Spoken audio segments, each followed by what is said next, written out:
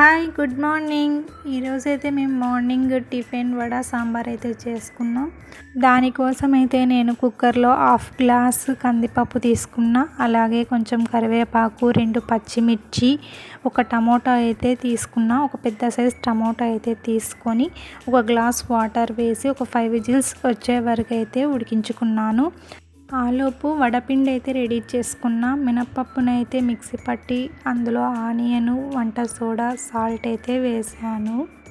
ఉడికించిన కందిపప్పును మిక్సీ జార్లోకి తీసుకొని 4-5 రెబ్బలు వెల్లుల్లి, చింతపండు వేసి మిక్సీ పట్టాను. తర్వాత కుక్కర్ పెట్టి ఆయిల్ వేసి ఆవాలు వేసి తాలింపు అయితే పెట్టుకున్నా. తాలింపు బాగా వేగిన తర్వాత అయితే పసుపు వేసుకున్నా. తర్వాత మనం మిక్సీ పట్టిన దాన్ని అయితే అందులోకి వేసేసాను. తర్వాత మనకి మెంబర్స్ని బట్టి వాటర్ అయితే వేసుకోవాలి.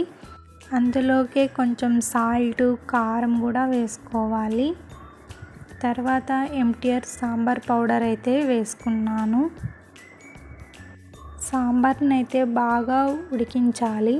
అలా ఉడికిన తర్వాత లాస్ట్కి అయితే కొత్తిమీర వేసి సర్వ్ చేసుకుంటే సరిపోతుంది. ఇంకొక వైపు అయితే నేను వడలైతే వేసాను.